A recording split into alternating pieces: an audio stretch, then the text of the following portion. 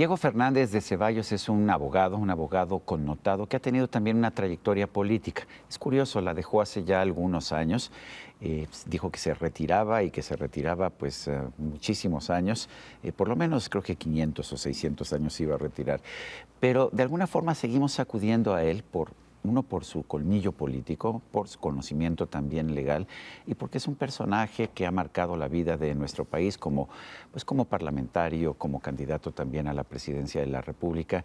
Y la verdad es que yo lo he traído aquí, a este escenario, porque yo estoy muy preocupado por una ley que está siendo discutida en la Cámara de Diputados, que ha sido aprobada en el Senado de la República.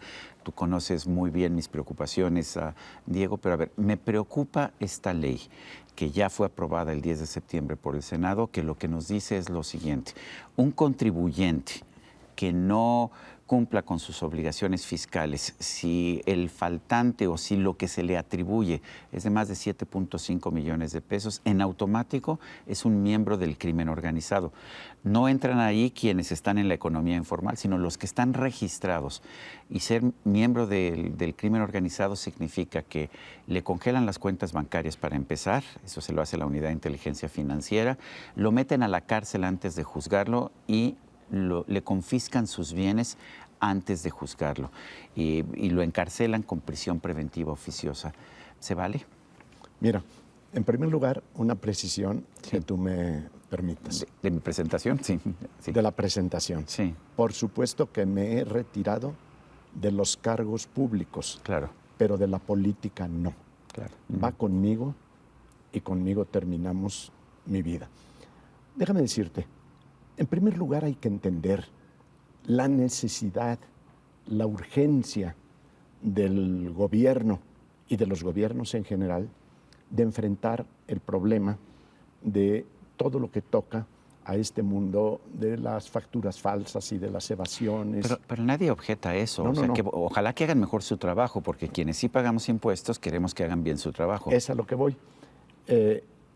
Considero que con solo aplicar debidamente la ley y de manera generalizada, no a estos sí y a estos no, estaría suficiente la posibilidad de que el gobierno redujera prácticamente a ceros todo este mundo de las factureras y de todo ello, que además todos sabemos que las autoridades tienen perfectamente ubicados a los que lo han hecho.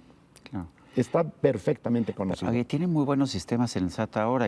Si yo hago un pago al SAT o si yo deduzco una factura, ellos de inmediato saben que lo estoy haciendo, ¿no es así? Claro. Sí. Ahora, a mí me parece que, sentado lo anterior, de la necesidad imperiosa del gobierno de evitar ese saqueo, sí estas leyes, tanto la extinción de dominio como este cambio a la Constitución en el artículo 19, como tú lo has señalado. Lo del artículo 19 es lo de la extinción de dominio, ¿no?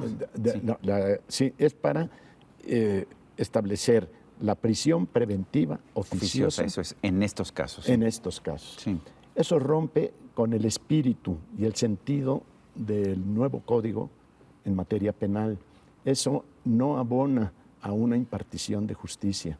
Deja todos los márgenes no para un juicio justo, sino para un prejuicio del Ministerio Público, de los fiscales. En los dos sentidos de la palabra, ¿verdad? Previo al juicio y un prejuicio en contra del acusado. Porque déjame decirte, inclusive, por fortuna, la Comisión Nacional de los Derechos Humanos ya ha iniciado una acción de inconstitucionalidad en contra de la Ley Nacional de Extinción de Dominio, porque en ella, en esa ley de extinción de dominio, la ley, te dicen que tú eres presuntamente inocente, pero enseguida te dice que tienes que probarlo. Entonces es un contrasentido. Tienen una serie de abusos de autoridad que están permitidos por esa ley que los ciudadanos no debemos consentir. En mi opinión, es muy preocupante que así se quiera manejar esta parte de la vida entre gobierno y sociedad. No estimula la inversión, no da confianza a los inversionistas y genera un estado de zozobra para cualquier ciudadano. Mira, te pongo un caso concreto. Vamos a suponer que tú prestas un servicio o das una entrega de mercancía por más de esta cantidad, por 10 millones de pesos, y te mandan una factura. Así es. Pero resulta que el domicilio fiscal del que emite la factura está en una zona donde están estos guardias comunitarios o donde hay crimen organizado. ¿Cómo verificas tú si la autoridad es la que debe de irse contra el que expidió la factura, salvo que tú no hayas prestado el servicio por el que supuestamente estás cobrando o no hayas entregado la mercancía?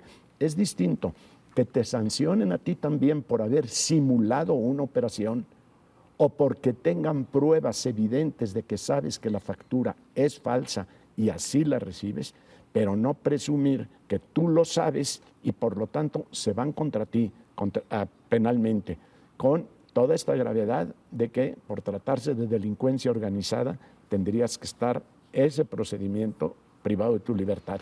Y luego te decomisan los bienes. Y luego, si ganas el juicio, porque no procedió la extinción del dominio, ni siquiera están obligados a entregarte los mismos bienes, sino en todo caso a indemnizarte a valores parecidos o iguales. Pues esto, a ver, esto me preocupa y más que, a ver, yo pago impuestos y muchas veces hay criterios distintos sobre si el impuesto es correcto o no es correcto. Por eso termina uno en tribunales y por eso hay tantos juicios en materia fiscal. ¿Qué seguridad tendría uno en un momento determinado si es uno considerado presuntamente culpable? O sea, no hay presunción de inocencia. Uno sería culpable desde el momento en que se emite la acusación. Cuando sabemos que hay tantos criterios. A ti te ha pasado, a mí me ha pasado, presentas una deducción y el SAT dice no me gusta la deducción y después sabes tienes que ir a tribunales. Y con un agravante, que las mismas autoridades hacendarias, el mismo SAT, con frecuencia cambia de criterios. También, y están emitiendo circulares en que te cambian las reglas. No hay una seguridad jurídica para el contribuyente. Hay un sistema muy complicado, muy complejo. Y es cierto que también hay mucha forma deshonesta de parte del contribuyente, no generalizando, pero sí en muchas ocasiones. Pero eso no quita que la autoridad debe de tener el límite que a través de una ley justa, de una ley realmente conforme a los principios constitucionales, pueda garantizar que los ciudadanos estemos en la tranquilidad de la operación comercial normal y que la autoridad tenga los elementos legales y los medios suficientes para hacer valer el cumplimiento de sus obligaciones fiscales. ¿A ti se te ha acusado de no pagar tu impuesto predial? ¿Es cierto?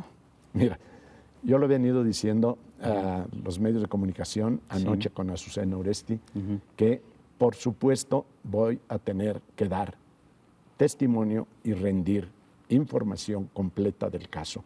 Lo único que te puedo decir es que efectivamente se me acusa de deber 1,000 millones de pesos que es fuerte, de un impuesto predial en relación con el llamado Rancho El Estanco, que tiene docenas de años de estar cultivando forrajes, de tener ganado, y parece ser que no hay ningún otro rancho en México que deba o que se le pueda imputar 1,000 millones como rancho agrícola.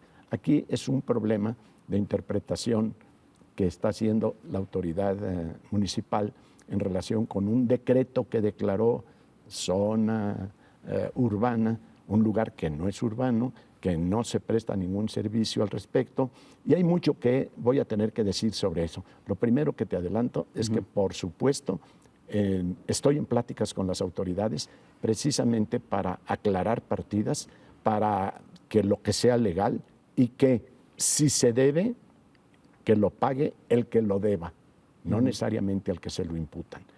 Que si hay una esto no señala que pueda haber discrepancias al respecto de un cobro fiscal, ¿no es así? Sí, por supuesto, y eso es constante, eso es común. Lo que pasa es que ya se hizo la imputación que yo lo debo. Ya se dijo que Diego Fernández Ceballos adeuda 1,000 millones. Yo voy a demostrar en los próximos días, y si tú me invitas aquí, con mucho gusto, también, cuál es la realidad. Si estoy en pláticas con las autoridades, creo que lo prudente es concluir esas pláticas para inmediatamente después informar si ya se llegó a un arreglo conforme a la ley y sin privilegios o nos vamos al litigio. ¿Por qué tenemos un sistema con tantas complicaciones, un sistema fiscal en el que si esto se define como rancho, paga 1000 veces más de predial, pero si se define como, o si se define como rancho 1000 veces menos, si se define como desarrollo urbano, entonces paga 1000 veces más? ¿No es absurdo que tengamos un sistema así? No, fíjate que con toda franqueza yo podría decirte que me convendría coincidir. Ajá. No, porque hay que ver que el impuesto predial tiene que ver con el uso real de la tierra. Y no es lo mismo lo que le puede producir un rancho en materia agrícola a un particular que lo que pueda ser un desarrollo urbano con calles, con energía eléctrica, con servicios de agua potable, con subdivisiones, que al tener un valor de mucho más especulación, lo justo es que se pague más. Por eso estamos en este escenario, en este momento, con las autoridades de Colón, Querétaro. Estoy platicando con ellas, tengo cita próxima y próximamente te podré dar el santo y seña de lo que pasó. Y entiendo que esto está bajo litigio en estos momentos. Pero a ver, tú como abogado... Ni siquiera hay litigio. O sea, no hay litigio todavía. No, sencillamente fue un anuncio mediático que dijeron Diego Fernández Ceballos debe 1,000 millones. ¿No te presentaron una factura o nada, ni nada, un recibo? Hasta hoy, absolutamente nada. O sea, es un tema mediático. Bueno, pero tú has sido abogado en casos fiscales y sí conoces de la complejidad de la legislación fiscal de nuestro país. Sí, mira, curiosamente no soy abogado fiscalista, ni es lo que se suele decir mi expertise. Lo que sí te digo es que, por supuesto que es complicado el litigio fiscal, por supuesto que se necesita tener conocimientos y que se vaya dilucidando una situación demasiado compleja. Diego Fernández de Ceballos, abogado político en el buen sentido de la palabra. Gracias por estar con nosotros en la entrevista. Gracias. Y a usted, amigo televidente, que hace posible este programa, se lo agradezco también. Esto es todo por hoy, pero no se le olvide. Nos vemos la próxima.